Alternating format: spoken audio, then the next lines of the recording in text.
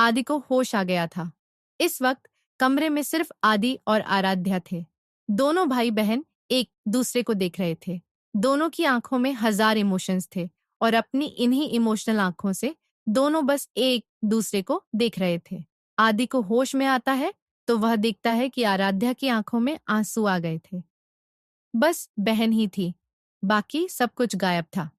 उन आंसुओं को देखकर आदि के बस एक शब्द निकलते हैं, दीदी। अगले पल आराध्या की आंखों से आंसू लुढ़क कर उसके गालों पर आ जाते हैं। वह जल्दी से आगे बढ़कर अपने भाई को गले लगाती है, पर इस बात का ध्यान रखते हुए कि उसे कुछ तकलीफ न हो, उसे दर्द न हो। अपनी दीदी का हक करते देख आदि की भी आंखें नम हो जाती हैं और वह फिर अपनी कमजोर आवाज में कहता है, दीदी। आराध्या अभी रोते हुए कहती है, कान तरस गए थे ये सुनने के लिए। मारे जा रही थी तुम्हारे मुंह से अपने लिए दीदी सुनने के लिए। तुम बहुत बुरे हो। तुमने मुझे बहुत रुलाया, बहुत सताया। तुम बहुत बुरे हो। तुम इतनी देर तक कौन सोता है?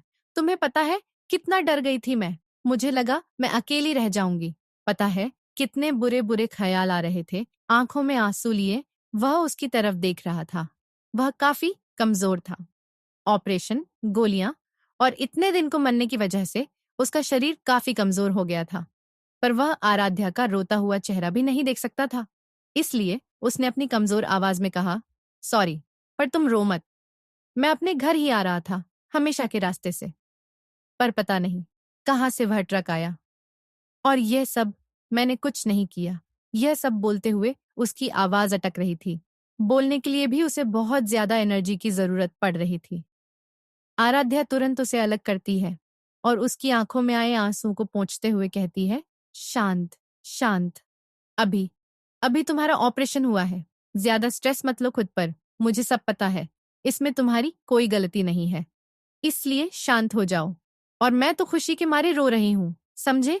शांत हो जाओ। उसके अलग होकर आराध्या भाई के पास में रखी एक चेयर पर बैठती है और आदि का हाथ बड़े ही ध्यान से पकड़कर उसे अपने प्यार भरी आंखों से देखने लगती है। फिर आगे बढ़कर उसके माथे को चूम कर कहती है, कैसे तो ठीक हो गया तू। वापस मेरे पास आ गया। इसके अलावा मुझे और कुछ नहीं चाहिए। मेरा सब कुछ तो है और आज मेरा सब कुछ मेरे पास सही सलामत है। थोड़ी देर बाद आदि की नजरें आसपास जाती हैं और खुद को इतने लग्जरियस रूम में देखकर वह हैरान हो जाता है। फिर आराध्या की तरफ देखकर कहता है, दीदी, यह सब कमरा। आराध्या उसकी बात सुनकर और उसे अब क्या बोले समझ नहीं आ रहा था। फिर वह चेहरे पर आए एक्सप्रेशंस को कंट्रोल करते हुए कहती है, अरे वह आदि, वह डॉक्टर थे ना, उन्हें तो काफी क्यूट लग रहे थे और तेरा कैसे भी स्पेशल था, इसलिए तुझे सबके साथ नहीं रख सकते थे। इसलिए उन्होंने हमें ऑफर किया कि हम यहाँ पे तुझे शिफ्ट करें। इसके कोई ज्यादा चार्ज नहीं है। वैसे भी रूम खाली था तो उन्होंने हमें दे दिया। ज्यादा सोच मत। अभी अभी ऑन ऑपरेशन से इतनी सारी चीजों से बाहर आया है। उठते सवाल मत कर। थोड़ी देर आराम कर। तब तक मैं डॉक्टर से तेरे खाने पीने की बातें पूछ कर आती हूँ, ठीक है? इतना कहकर वह उसके सर पर हाथ फेरकर कमरे के बाहर चली जाती है। आदि को कुछ तो बहुत बड़ी गड़बड़ का एहसास हो रहा था। उसे कुछ तो सही नहीं लग रहा था। उसकी दीदी कुछ तो अलग अलग रही थी, कुछ तो बदल गया था। पर क्या, वह खुद समझ नहीं पा रहा था। उसे लगा शायद वह कुछ ज्यादा ही सोच रहा है। इसलिए उसने भी अपनी दीदी पर ज्यादा प्रेशर न देते हुए चुपचाप आराम करने का फैसला लिया, क्योंकि वह सच में काफी ज्यादा कमजोरी महसूस कर रहा था। आंखें बंद करते हुए उसे नींद आ गई। कमरे के बाहर आकर आराध्या, जिसने बड़ी मुश्किल से अपने आंसुओं को रोका हुआ था, वह उसके गालों पर बह गए। मेरे बारे में क्या करूं? मुझे कुछ समझ नहीं आया। अभी उठते ही उसे इतना बड़ा शॉक भी नहीं दे सकती। कुछ तो करना पड़ेगा। फिर वह अपने आंसुओं को साफ करती है और नीचे फ्लोर पर जहां पर डॉक्टर का केबिन था, वहां जाकर डॉक्टर उसे देखकर उसे अंदर आने का कहते हैं। तो आराध्या अंदर आकर बैठती है और उससे आदित्य के बारे में पूछती है। डॉक्टर कहता है, देखो आराध्या, वह पूरी तरीके से ठीक है। बस बहुत ज्यादा खून बह जाने की वजह से उसकी इतनी हड्डियां फ्रैक्चर हैं। उसे छोटी मोटी हलचल करने में भी बहुत दर्द होने वाला है। यह सब ठीक होने के लिए कम से कम 6-7 महीने लगेंगे और उनके साथ में ना मैं उसे यही हॉस्पिटल में ही रहना होगा क्योंकि उसकी सिचुएशन सच में थोड़ी स्पेशल है। स्पेशली उसका ब्रेन का ऑपरेशन हुआ है। इसलिए मैं सजेस्ट करूंगा कि तुम उसे यही रखो। और दूसरी बात, खाने पीने की तो उसके लिए पहले से ही एक स्पेशल कुक को हायर कर दिया गया है। वह खुद तुम्हारे भाई का खाने का सारा इंतजाम रखेगा। उसकी बात सुनकर आराध्या हैरान हो जाती है और कहती है, नहीं डॉक्टर, हमने ऐसा कुछ नहीं किया। क्या ये हॉस्पिटल की तरफ से है? जिस पर डॉक्टर कहते हैं, नहीं, हॉस्पिटल की तरफ से नहीं है। दरअसल थोड़े समय पहले राघव सर का कॉल आया था। उन्होंने यह सारे अरेंजमेंट किए हैं और उन्होंने स्पेशली एक टीम को भेजा है जो आपके भाई का ख्याल रखेंगे। उसकी ट्रीटमेंट और थेरेपी का भी वही देखेंगे।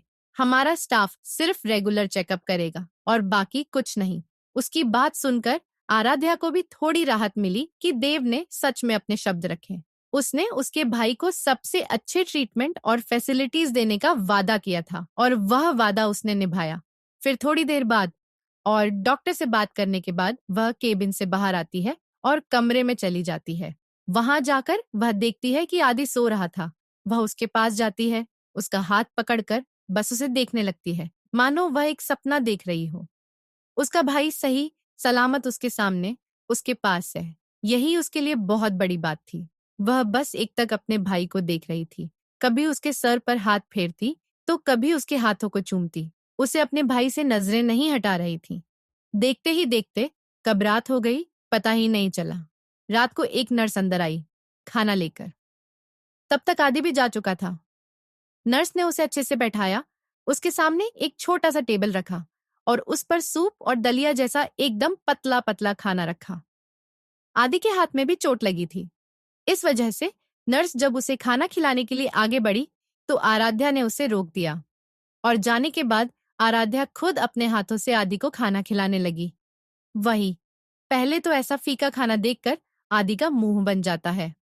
वह मना करने वाला था, लेकिन जैसे ही वह पहला स्पून निवाला अपने मुंह में लेता है, उसकी आंखें चमक उठती हैं और वह जल्दी जल्दी सारा खाना खत्म कर देता है, क्योंकि खाना सच में बहुत ज्यादा टेस्टी था।